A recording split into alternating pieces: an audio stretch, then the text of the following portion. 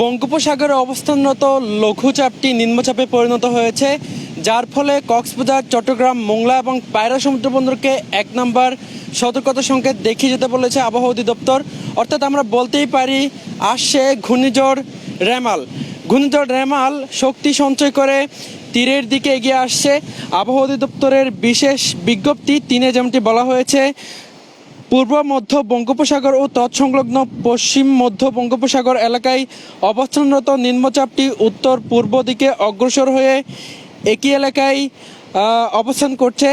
এটি আজ দুপুর 12টায় চট্টগ্রাম সমুদ্রবন্দর থেকে 805 কিলোমিটার দক্ষিণ পশ্চিমে, কক্সবাজার সমুদ্রবন্দর থেকে 740 কিলোমিটার দক্ষিণ পশ্চিমে, মোংলা সমুদ্রবন্দর থেকে 765 কিলোমিটার দক্ষিণ পশ্চিমে এবং পায়রা সমুদ্রবন্দর থেকে 730 কিলোমিটার দক্ষিণে অবস্থান করছিল। এটি আরও উত্তর পূর্ব দিকে অগ্রসর ও ঘনীভূত হতে পারে। নিম্নচাপ কেন্দ্রের 44 কিলোমিটারের মধ্যে বাতাসের একটানা সর্বোচ্চ গতিবেগ ঘন্টায় 40 কিলোমিটার, যা দমকা অথবা ঝোড়ো হাওয়া আকারে 50 কিলোমিটার পর্যন্ত বৃদ্ধি পাচ্ছে। নিম্নচাপ কেন্দ্রের নিকটবর্তী এলাকায় সাগর মাঝারি ধরনের উত্তাপ রয়েছে। চট্টগ্রাম, কক্সবাজার, মোংলা ও পায়রা সমুদ্রবন্দরকে 1 নম্বর দূরবর্তী সতর্ক সংকেত দেখিয়ে যেতে বলা হয়েছে।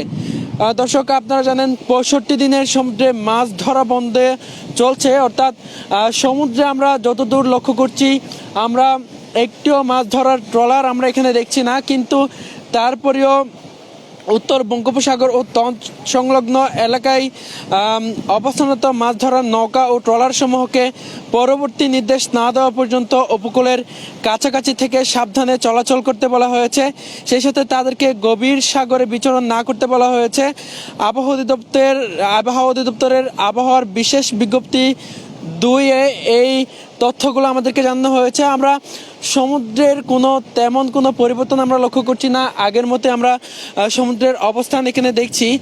সমুদ্রের ঢেউ একেবারেই স্বাভাবিক। এখানে আমরা কিছু সংখ্যক পর্যটক গোসলে নেমেছে, সেই দৃশ্যটিও লক্ষ্য করছি। পাশাপাশি এখানে কাজ করছে যথারীতি সি সেফ লাইফগার্ডের কর্মীরা, আমরা সেই দৃশ্যটি লক্ষ্য করছি। আমরা একজনের সাথে কথা বলতে চাই। যদি একটু বলতেন, আপনিও তো জানেন হয়তো 1 নম্বর দূরবর্তী সতর্কতা সংকেত দিয়েছে আবহাওয়া অধিদপ্তর, তো এখানে এর কোনো প্রভাব পড়েছে কিনা? আসলে এখনো পর্যন্ত প্রভাব দেখা যাচ্ছে না। সকালে একটু সমুদ্র সৈকত মানে আপনার শীতল থাকে, সমুদ্র সৈকত তো সাগর একটু চেঞ্জ হয়, মানে যখন দুপুরের সময় আসার সময় হয়ে যায় তখন একটু বাতাস থাকে, সেই কারণে একটু সাগর একটু উত্তাল দেখা যাচ্ছে। কিন্তু পূর্বের মতো সমুদ্র সৈকত এখনো শান্ত আসছে, কিন্তু এখনো পর্যন্ত সেটা কোনো প্রভাব দেখা যাচ্ছে না।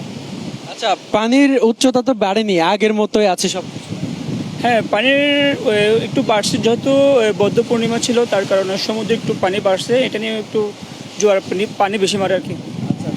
তো পর্যটক কেমন আছে? স্বাভাবিক, কিন্তু আগের চাইতে অনেক কম, যেহেতু আজকে উইকেন্ডে, তো কিন্তু অনুযায়ী মানুষ দেখা যাচ্ছে না। মানুষ হইতে পারে 5টা, 5:30টার দিকে হইতে পারে মানুষ আসতে পারে আরও বেশি। জি, অসংখ্য ধন্যবাদ। আপনার নাম? আমার নাম মোহাম্মদ জহির। মোহাম্মদ জহির। আমরা একজন লাইফগার্ড কর্মী মোহাম্মদ জহিরের সাথে কথা বলছিলাম। তিনি যেমনটি জানালেন আমাদেরকে, একেবারেই সব কিছু স্বাভাবিক অবস্থায় রয়েছে এবং এখনো পর্যন্ত কোনো ধরনের প্রভাব এখানে পড়েনি। আমরা একটু দূরে তাকালেই আমরা যেমনটি লক্ষ্য করছি, লাল হলুদ পতাকা টাঙানো হয়েছে। অর্থাৎ লাল হলুদ পতাকা টাঙানোর অর্থ হচ্ছে সমুদ্রে গোসলে নামা নিরাপদ, অর্থাৎ নিরাপদ সমুদ্র সৈকত। এখানে গোসল করার জন্য এখনো পর্যন্ত নিরাপদ। কক্সবাজারে এখনো পর্যন্ত কোনো প্রভাব পড়েনি। আপনাদেরকে একটু যদি জানাতে চাই, এর আগে ঘূর্ণিঝড় মোখার সময় কক্সবাজারে ব্যাপক ক্ষয়ক্ষতি হয়েছিল। তখন আমরা যেমনটি লক্ষ্য করছি, একেবারেই রাস্তাঘাটে বড় বড় গাছ পড়েছিল বাতাসের কারণে, ঘূর্ণিঝড়ের কারণে। তখন 11 নম্বর সংকেত পর্যন্ত দেওয়া হয়েছিল আবহাওয়া অধিদপ্তরের পক্ষ থেকে। বিদ্যুৎ বিচ্ছিন্ন ছিল, নেটওয়ার্ক বিচ্ছিন্ন ছিল পুরো কক্সবাজারের মধ্যে, আমরা সেটি লক্ষ্য করেছি। আমরা একটু জানাতে চাই, কক্সবাজারে 500 শতাধিক আশ্রয় কেন্দ্র রয়েছে, সেগুলো হয়তো কক্সবাজার জেলা প্রশাসনের পক্ষ থেকে প্রস্তুত রাখা হবে। যেহেতু ঘূর্ণিঝড় আসলে তীব্র বাতাসের কারণে গাছপালা ভেঙে যায়, গাছপালা ভেঙে পড়ার কারণে ঘরের উপর পড়লে ঘর বাড়ি ধ্বংস হয়ে যায়। এরপর আমরা যেমনটি লক্ষ্য করি, মানুষের প্রাণহানি ঘটে। এছাড়া যেগুলো গবাদি পশু আছে সেগুলোরও প্রাণহানি ঘটে।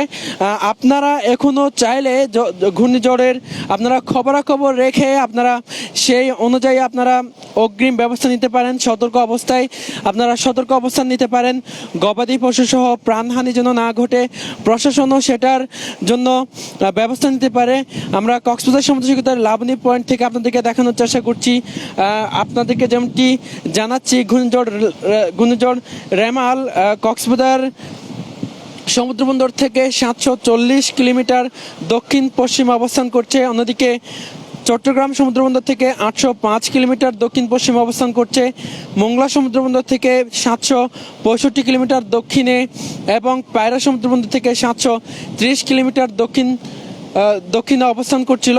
এটি আরও উত্তর পূর্ব দিকে অগ্রসর ও ঘনীভূত হতে পারে। এখনো পর্যন্ত আমরা যেমনটি লক্ষ্য করছি, সমুদ্র একেবারেই শান্ত রয়েছে এবং এখানে গোসল করার জন্য নিরাপদ, আমরা সেটি লক্ষ্য করছি। দর্শক, আপনাদেরকে যদি আবহাওয়ার বিশেষ বিজ্ঞপ্তি 2 নম্বর যদি আপনাদেরকে আরেকটু পড়ে শোনাতে চাই, সেখানে যেমনটি বলা হয়েছে, পূর্ব মধ্য বঙ্গোপসাগর ও তৎসংলগ্ন পশ্চিম মধ্য বঙ্গোপসাগর এলাকায় অবস্থানরত নিম্নচাপটি উত্তর পূর্ব দিকে অগ্রসর হয়ে একই এলাকায় অবস্থান করছে। এটি আজ 12টায় চট্টগ্রাম সমুদ্রবন্দর থেকে 805 কিলোমিটার দক্ষিণ পশ্চিমে, কক্সবাজার সমুদ্রবন্দর থেকে 740 কিলোমিটার দক্ষিণ পশ্চিমে, মোংলা সমুদ্রবন্দর থেকে 765 কিলোমিটার দক্ষিণ পশ্চিমে, পায়রা সমুদ্রবন্দর থেকে 730 কিলোমিটার দক্ষিণ পশ্চিমে অবস্থান করছিল। এটি আরও উত্তর পূর্ব দিকে অগ্রসর ও ঘনীভূত হতে পারে। নিম্নচাপ কেন্দ্রের 44 কিলোমিটারের মধ্যে বাতাসের একটানা সর্বোচ্চ গতিবেগ ঘন্টায় 40 কিলোমিটার, যা দমকা অথবা ঝোড়ো হওয়া আকারে 50 কিলোমিটার পর্যন্ত বৃদ্ধি পাচ্ছে। নিম্নচাপ কেন্দ্রের নিকটবর্তী এলাকায় সাগর মাঝারি ধরনের উত্তাল রয়েছে। চট্টগ্রাম, কক্সবাজার, মোংলা ও পায়রা সমুদ্রবন্দরকে 1 নম্বর দূরবর্তী সতর্ক সংকেত দেখিয়ে যেতে বলা হয়েছে। উত্তর বঙ্গোপসাগর ও গভীর সাগর অবস্থানরত মাছ ধরার ট্রলার ও নৌকাসমূহকে পরবর্তী নির্দেশ না দেওয়া পর্যন্ত উপকূলের কাছাকাছি থেকে সাবধানে চলাচল করতে বলা হয়েছে। সেই সাথে তাদের গভীর সাগরে বিচরণ না করতে আবহাওয়া অধিদপ্তরের পক্ষ থেকে নির্দেশনা দেওয়া হয়েছে।